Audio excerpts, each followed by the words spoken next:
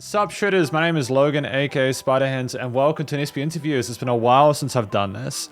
We're going to be having a secondary interview with Wessjester, and if we switch over to the main screen, we have the man of the plan on the webcam for us today. How are you doing, Wessjester? You doing all right? I'm doing great. Doing great. That's awesome. What have you been up to recently? Because you had a busy time with music and all that. Yeah, I've been doing a lot of voice acting and a lot of karaoke lately. A lot of voice acting. That's pretty dope. So what does that involve? Like where have you been doing that?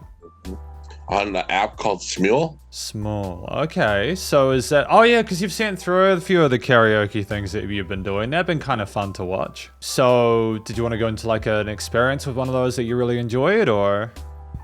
I get to meet a lot of new people, and most of the time for karaoke and voice acting, I do a lot of improv. So with the improv, I get to use my creative abilities, and that's my favorite thing. That's why I got into making music, not just because my dad made music, but also because I love creating stuff. You love creating stuff. That's dope. Because it's important to explore your creativity. Like, for anyone who hasn't watched the first interview, what age did you start with music? What got you involved in it? It was really young. I was mostly around a teenager. I was doing a little bit of, writing lyrics and stuff. But when I got to like high school, then I took it more serious and started recording with like a tape recorder. Tape recorder. What was it like recording with a tape recorder? Was it fairly simple to use, or? Yeah, it was a Radio Shack tape recorder, and I think it was like a $60 tape recorder, and I got all these blank cassettes and stuff, and I recorded a whole bunch of stuff with one of my friends. You've seen him in my videos before. His name is Mike. He was, when I did funny songs, usually he was in those songs. No, that's cool. No, that's absolutely fine. Yeah, because I enjoyed those. It's great to see you collaborating with people. Are there any other people that you've collaborated with over the years that you'd like to do more stuff with? Yeah, some people I don't talk to anymore, but throughout the years, I met a whole bunch of random people nearby where I lived. And now with this Smule, I'm starting to meet people online. And they're starting to message me and ask me if I want to do stuff, not only on Smule, but like on the side too. So basically the stuff with Smule, getting back to that, this has basically been like a great networking opportunity for you.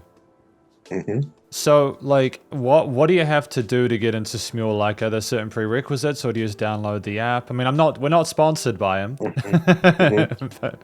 Anybody can sign up, and what's it called?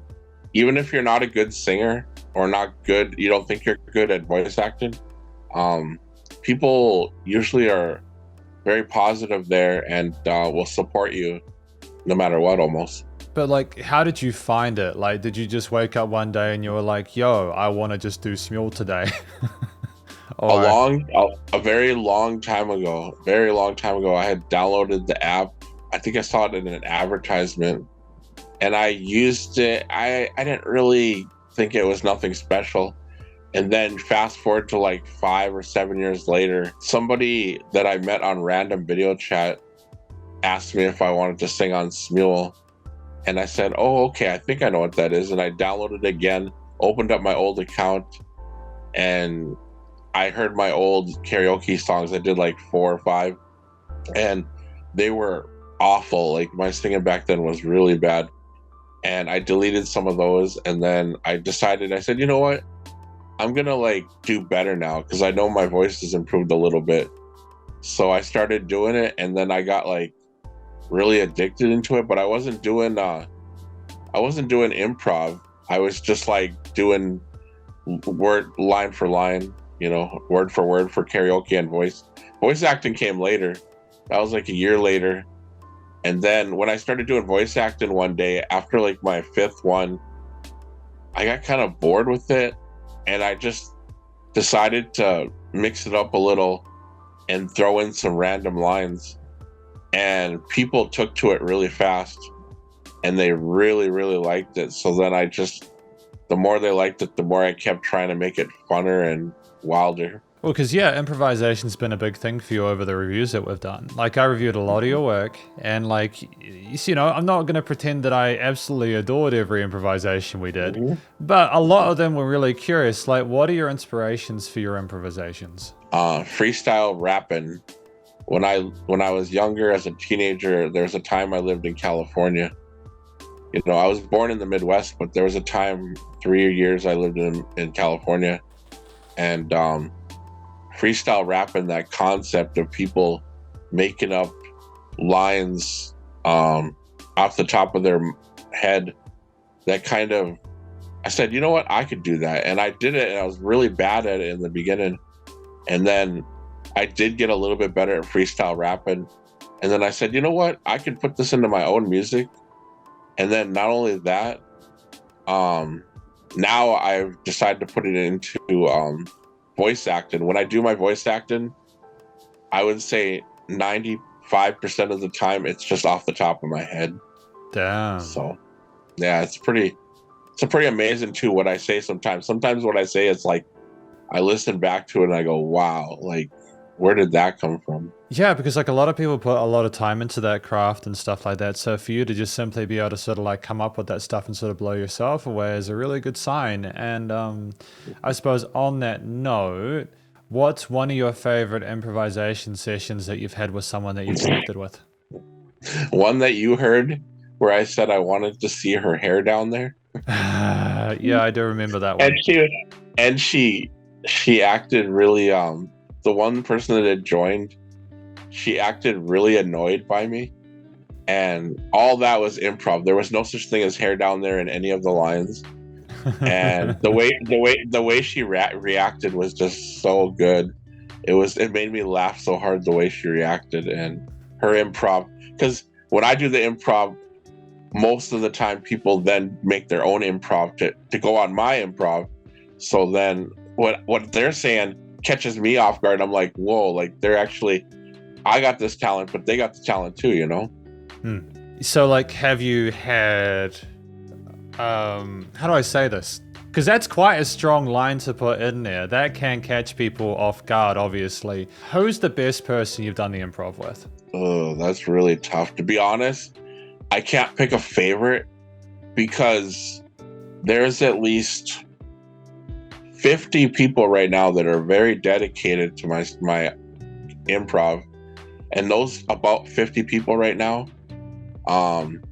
they all got a little something that just makes them special. It's, you know what I mean? It's really hard to pick a favorite when everybody has, it's either their tone of their voice or the way they deliver the lines, or sometimes they're just hilarious, or sometimes they're weird, and I like that. Like, I like weird stuff. So and then sometimes some people are like not weird and they're normal, and they do improv, but they keep it like, I don't know how to explain it, like old fashioned. You know, not all I wouldn't know how to explain it to you, but like it sounds like you're talking to an older person, almost like they're not up to date with all the new stuff. Like me, when I do a lot of improv, I try to include a lot of, you know, topics that are newer and up to date, and like a lot of people like trending stuff. If something's trending, I like to throw it into there. You know how like Elon Musk is getting all popular right now? Elon Musk? Yeah. One of the richest men. Well, I've included him in a couple of my voice actings, you know, just to have something to talk about, like a subject. And well, one time, one of these old-fashioned people that does voice acting had no clue who Elon Musk was, so it kind of went over their head, but it was interesting to listen to their improv. That's incredible. Imagine being in a world where you haven't heard of that. Yeah. Like, that's real though. There's a lot of people who maybe don't even have access to the internet, or they don't use Twitter, for example, or something like that. So they just have no idea what the hell is going on. There's a lot of people that I met on random video chats who don't watch the news, and they don't keep up to date with anything that's going on in the world. So when you talk to them, you mention a lot of stuff, and they're like, I'm sorry, I don't know what you're talking about.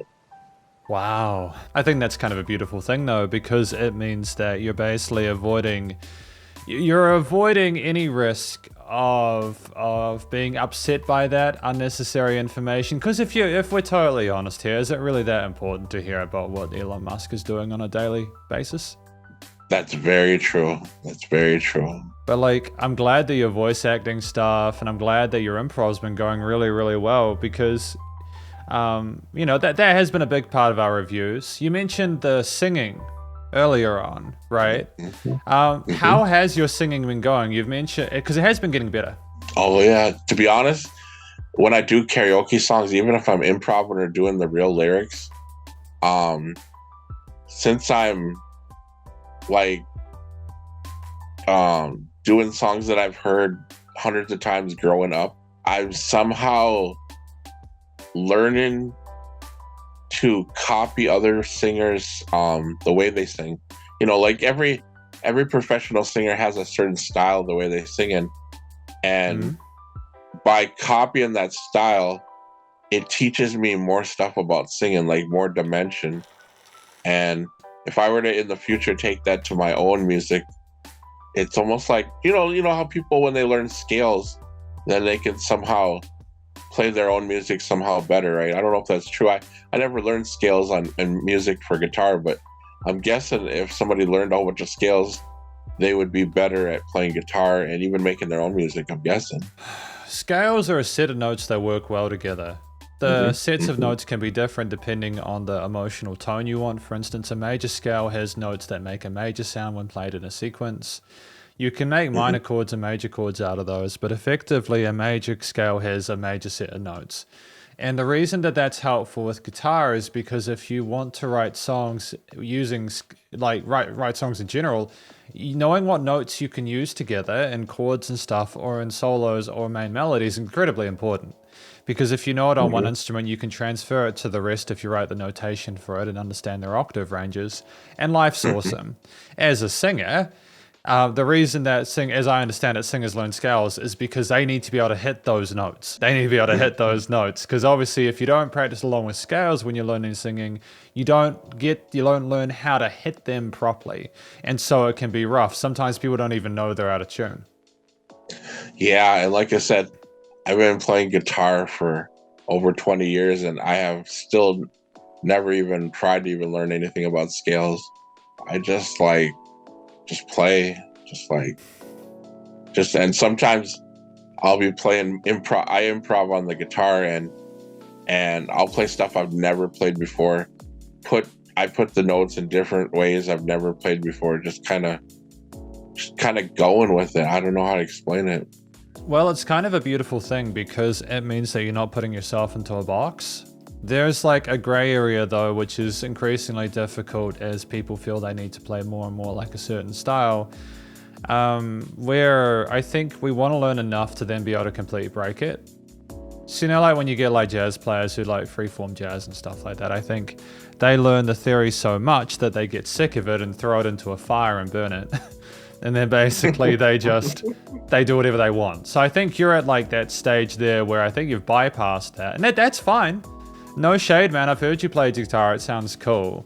Do you think you'd ever, like with singing and stuff like that, if you got lessons at some point, because I'm not sure if you have or not, if you got lessons at some point, if you haven't, would you be okay with like learning scales and doing all the sort of traditional classical stuff? I don't think so. I think I want to get over this big hump where I don't know how to sing properly. That's the thing I got to get over. I got to get over where to sing out of, because I'm singing with my lungs or something, and I know that I'm not singing the right way. Once I get over that part, I think then I could do the rest on my own and just kind of keep learning by ear.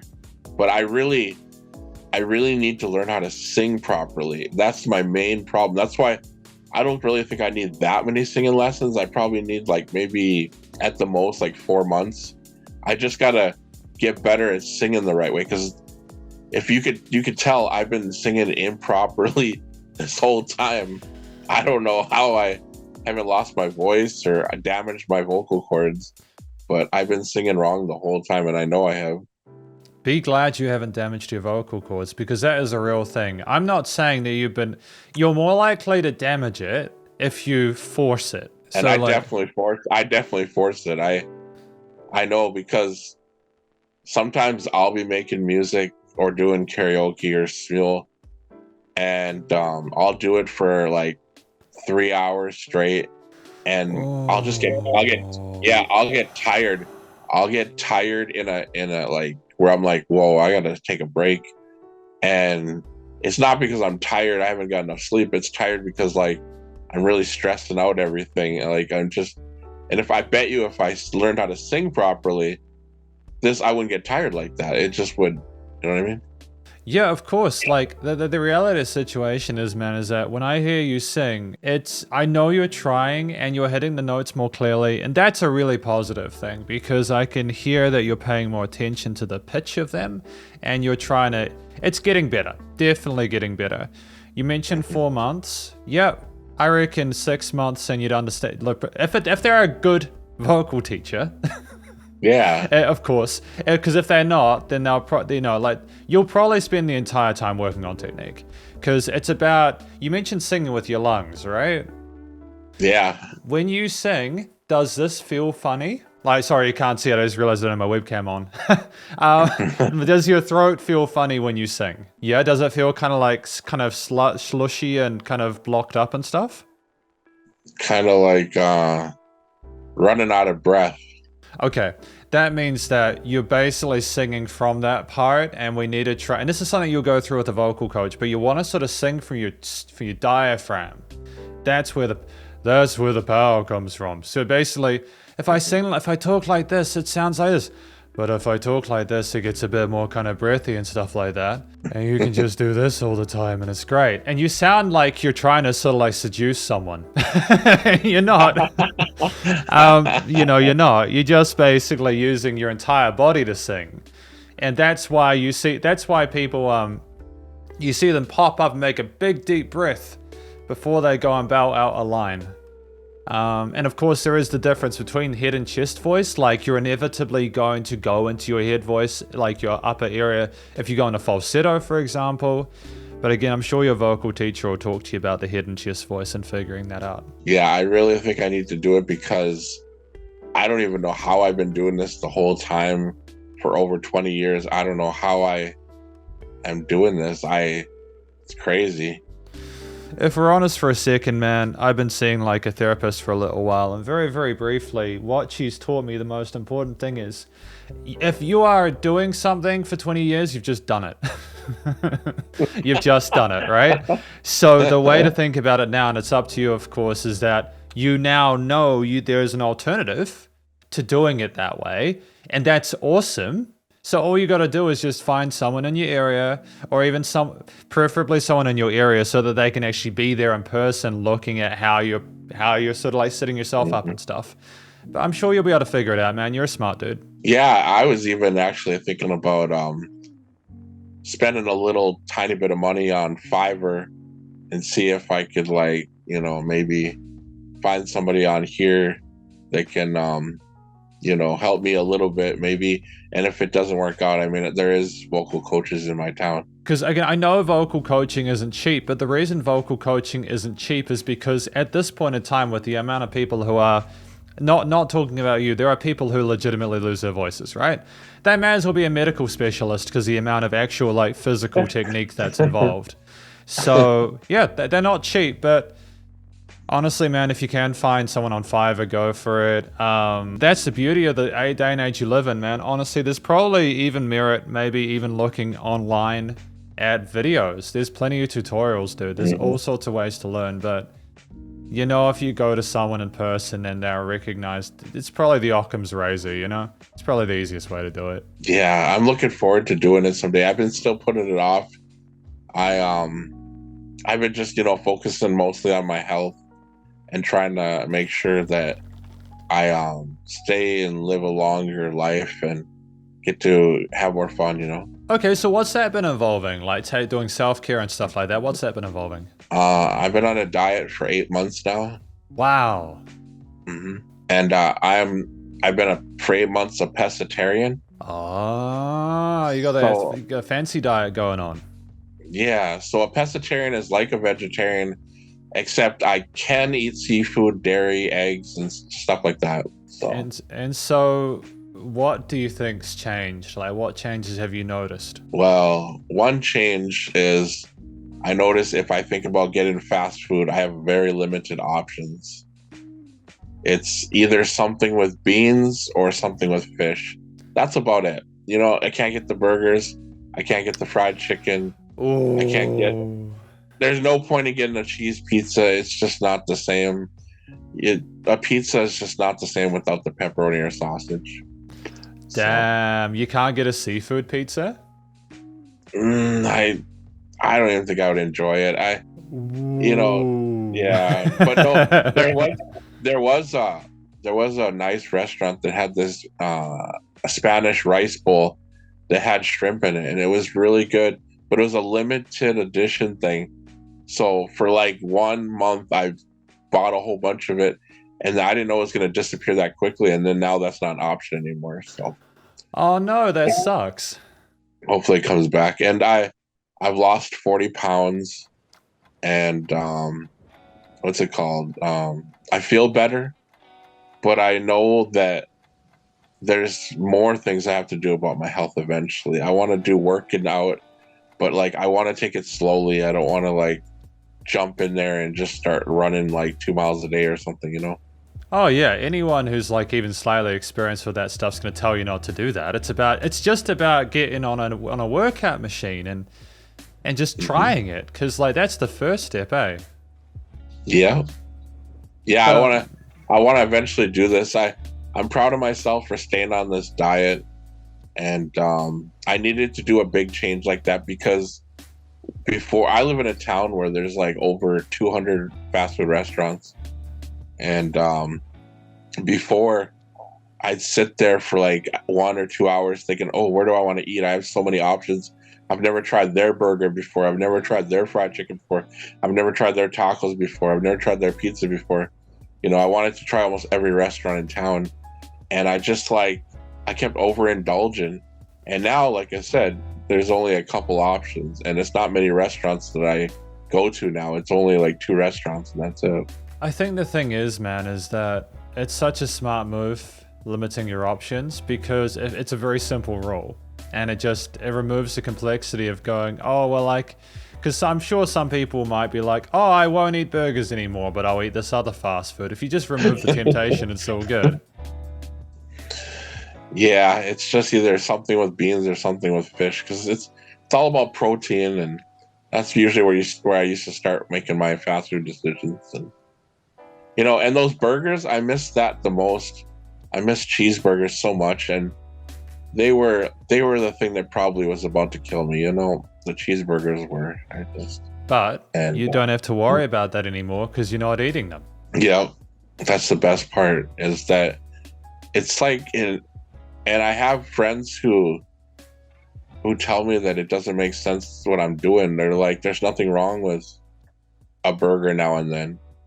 But see, I'm one of those people, if I could do it, I do it to the max. I can't just do what they say, and I can't control myself and say, oh, I'm just going to have a cheeseburger once a week or something. I can't do that. Like, I get a taste for it, and then I just keep wanting another one, you know, every day. Yeah, the people who say, oh, no, you can do it in moderation, are the people that don't have the problem with having it in moderation. They're the people that can handle it. And it's like, thank you for trying to be reasonable, and in most situations that would be correct. However, if I was in a reasonable situation, we wouldn't be having this conversation. That's exactly true.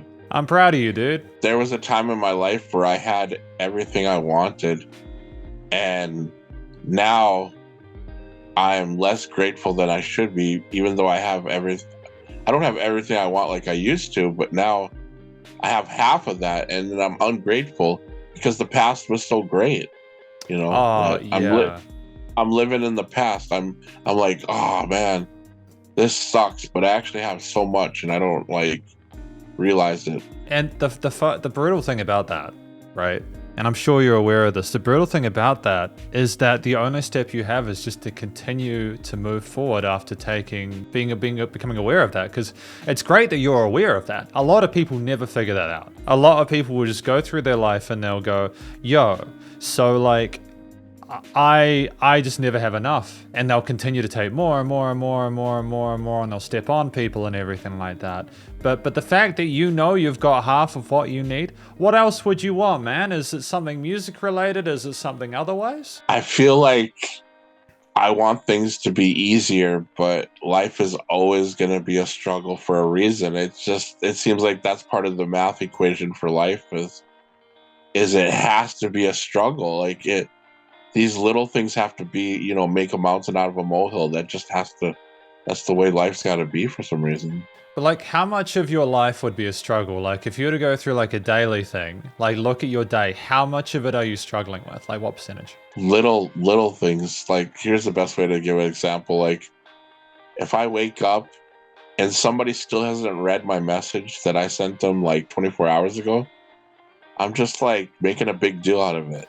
And it's to be honest, it's nothing. If you really think about it and look at it the big picture, it's absolutely nothing. But you live in that moment every time you think about it. Like, why is this happening to me? That's the fucking wildest thing, dude. They could just have had their phone stolen. They could just or they could purposely be like, oh, I'm not talking to that person.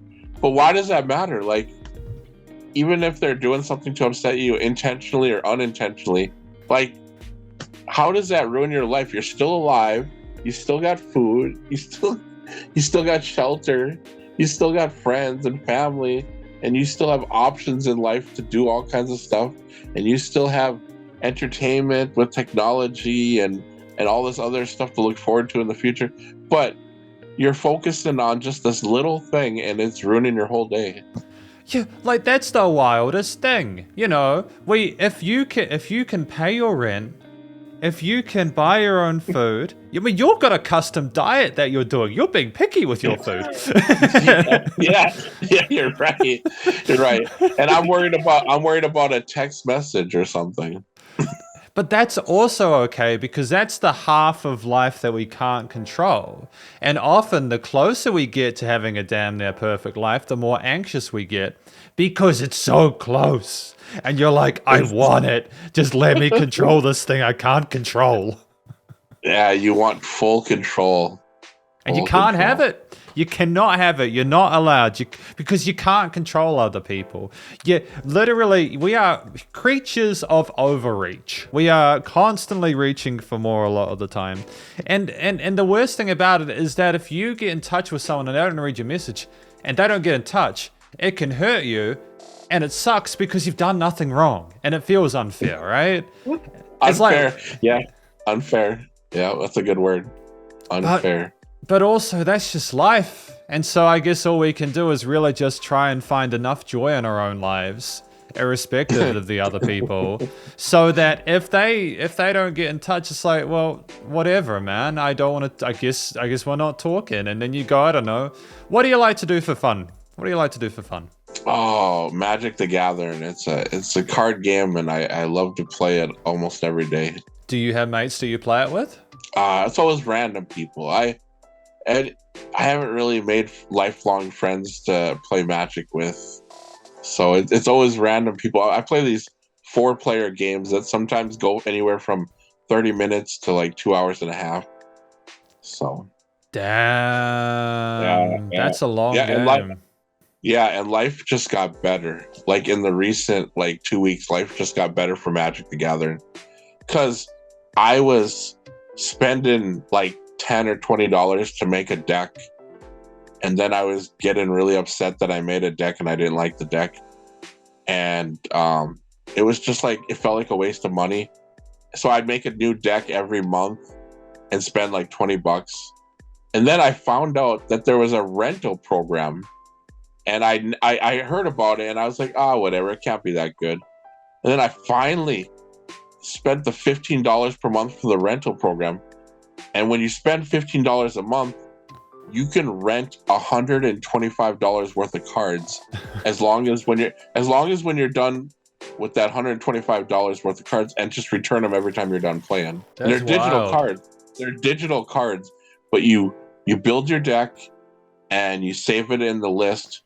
You rent the deck, you use it for the hours or whatever, and then you just return it, and then you're only paying $15 a month. So this means, because there's like almost 500,000 Magic the Gathering cards, this means you could just make new decks, rent them, bring them back, make another new deck, and you could just keep doing what I like to do. I like to create stuff. So now I'm paying them like almost like Netflix money to just make as many decks as I want. What else has been getting better in your life, dude? Have you made any sort of like new friends outside of Magic the Gathering stuff? Yeah, on random video chat, I've made a couple new friends, and I would say at least 3 new friends recently, and they're really good friends, and it's been really fun.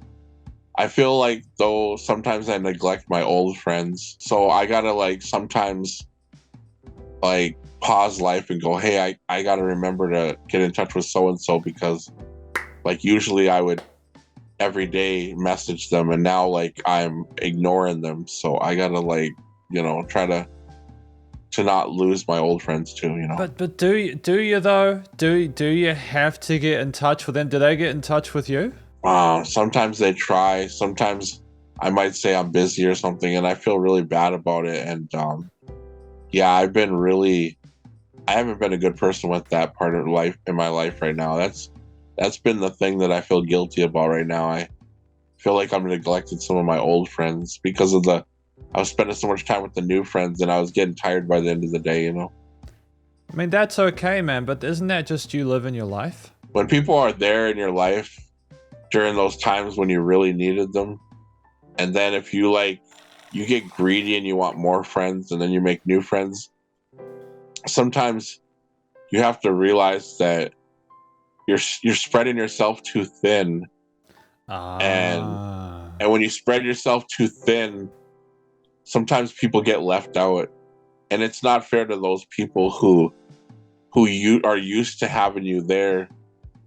And people have done it to me though before too. Like I've had friends in my life where they disappeared, and I was like actually kind of hurt by it, you know? No, that's fair enough, man. So you think you're gonna just like go back and chat to your old friends and stuff like that and kind of rekindle that stuff? I gotta strategize. I gotta come up with a way where I can not overwork myself and still manage to give everybody a little bit of myself. Yeah, that's the time thing, man. That's the time thing and the sharing it around and time. And you get tired sometimes if you spend like a good hour with somebody, and like it can be really draining on your mental health, you know what I mean? Because sometimes a lot of people in life, when you have a conversation with them, sometimes they complain about their life. That's normal, you know what I mean? And some people will be like, oh, you know, so-and-so didn't text me, and they're telling you this. And then you're just like, oh yeah, I can relate to that. But then they go on to another problem they're having. They're like, oh yeah, I can't afford this and this and this, or they're on to another subject, and it's another subject after subject of things they're unhappy about. And you're there to listen to them, and you know you can't solve their problem. And then by the time you get done with the conversation, you're just like, oh God, like I'm not ready for another conversation with anybody else today. Yeah, that's a rough one. I suppose rationally, it kind of that makes it more difficult to keep up the sort of conversations with that person, because then you sort of associate them with being draining. Yeah, kind of like you've heard of the term energy vampire? Energy vampire, yep, absolutely. Mm-hmm.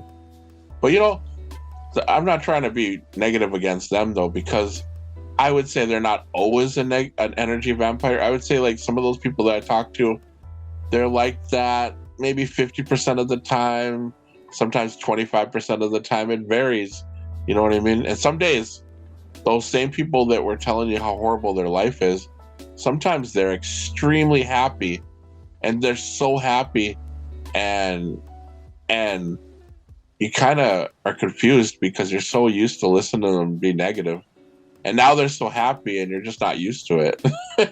So weird. If So, because I remember you mentioning a certain friend that's made life a little bit better recently. Yes. I feel bad, dude, because, well, she's my best friend. Her name is Jessica. She's from Pennsylvania. Mm-hmm. And what's it called? For example, last night she wanted to talk to me, but I had plans with a new friend that I had met, and we were gonna go on the internet together. And I kind of told her this wasn't a good time, and I think she got really upset. And then you know what makes matters worse? This is great. Check this out. During this interview right now, she messaged me to try to get a hold of me. It's great that you got someone trying to get a hold of you, man. It's just bad timing though, because it's like she's gonna have to wait a little bit longer. It's all right, man. These interviews usually go for like just under an hour anyways, so we've probably got another 10-15 minutes to go. Sorry about that, but I figured I'd mention it too, that she really does care, you know? Oh, of course she does, man. Like, again, I think it's just about, if people ask, just letting them know and just being real with people, you know? Because people will either like want to hear about it or they won't, and they're okay to not want to hear about it. They're okay to hear about it. It's just not abusing that trust, you know? You know, I've known her for over a year. There's been ups and downs, but the thing is, I owe her a lot for all that time she spent with me, and it's made my life better, because that was the reason I started the diet, was because of her. Not thinking of like a future with her, but thinking of like I just wanted to spend more time with her, whether it be online or whatever, but she did ask me a really cool question here recently. She said someday when she finishes college that she'd like to go to like Disneyland with me or something like that. That's great, man. Well, hopefully you get the opportunity to do that. Hopefully you enjoy the conversation after the interview with them. If they're not mad. What's your music production been like though? What's the future of your music production looking like? For now, I've been putting it on the back burner. I haven't been making much original music with my computer, and I've barely been playing guitar, barely been playing piano. I just I'm so interested in this voice acting, and also just doing like karaoke with improv singing too, and I feel sad about it, to be honest. I feel like a part of me is not getting that nurturing. It was nurturing to make my own music and to look back at my life like it was a diary, like this was a part of my life where I felt this way and I put this emotion down. And it feels like I've neglected that part of my life. So if I were to think about the future, I don't know. It feels like I need something to inspire me to make the music again, because sometimes that's what you need in life to make music. You need to be inspired by either somebody else's music, or you get inspired by something that happened in your life where you're like, dude, I got to put this down. Or you get an idea for a song, you know what I mean? Like if you say a phrase, or you get an idea and you're like, dang, that would be a really good song, you know what I mean? Like I need some inspiration. Have you ever just like sat down with your guitar and just tried strumming some stuff and seeing what happens? Yeah, but I'm so obsessed right now with the karaoke and the voice acting that it's like I think to myself, like, this is what I really want to do right now. I do that, and then spend a few hours doing that, and then kind of tuckered out because of all the talking to people, and because I go on random video chat a lot, meet a lot of people, and talk to a lot of people, so time just kind of flies by. But I hope some of that inspiration, I guess I could call this a dry spell. This is kind of like a dry spell, kind of. You know? Yeah, I that makes sense to me. It's just a moment where you're doing something else aside from it. And that's okay, man. People go through stages. It's not like you've lost your passion for music. You're still doing music. It's just in another form. Yeah, but for some weird reason, I feel guilty. Like, I feel like, man, like I owe it to myself to try harder. But who knows? Maybe someday this inspiration will come back, and it will come back strong. Because I've had so many times where I've been off and on with music like this, for a few months or so. And when I come back, I usually always come back strong. And I mean strong, like record like 100 songs straight in a month, you know? I guess at the moment, what is Wessjester doing? If you were to summarize who Wessjester is at the point in time, who would they be? A person that's really proud of their voice acting, their improv voice acting, the way people react, and when they write in the comments. I feel like that's somebody I've never been before. I've never been like, have all these fans. You know, some of my voice acting now gets like 15 hearts, 20 hearts, different comments, people laughing, because some of the stuff I say is really funny.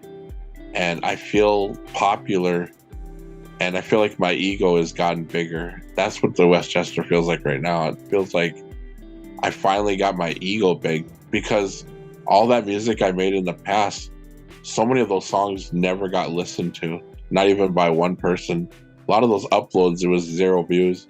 Now I'm actually getting the attention that I want, and my ego's getting bigger, and I'm just hoping I don't let it get to my head. Well, I mean, is that at least you're aware that it could?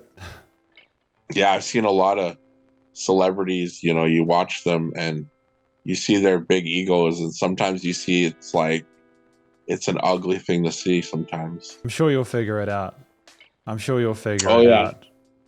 Oh yeah, I'm a very positive person usually, and I try to know that everything happens for a reason, and sometimes we don't know the reason until either a long time from now, or maybe we just never figure it out. I'm not sure. Sometimes it takes a really long time for some of these things to kick in, and me to go, you know what? I'm glad I didn't get that job because I found a better job. Stuff like that. Wessjester, it was fantastic to chat to you today about your music and to get a little bit of a status update. Hopefully you enjoyed the chat today and maybe learned something about yourself. Yeah. I'm always learning. Whenever I'm talking to anybody, I'm learning. And it's really great to communicate with you. Also, it's been a long time. And I'm looking forward to like maybe a year from now or so to have another interview and see where I am in life. And I'm really hoping that you continue making music too. And I can't wait to share more stuff with you throughout the year. And I can't wait to just surprise you with some of the stuff I'm going to show you in the future. It sounds fantastic, man. I wish you the best of luck for the rest of 2022, and you make sure to have a happy holidays. Yeah, I better go talk to Jessica now. Best of luck, dude.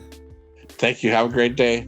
You too. Bye-bye. And that was my interview with Wessjester today. It's been a while since I did this. Usually I have the camera on that side and I have like a separate angle and stuff like that, but I have learned how to do it without needing that. I had a great time chatting to Wessjester today. I have definitely have some stuff to think about personally after hearing this through.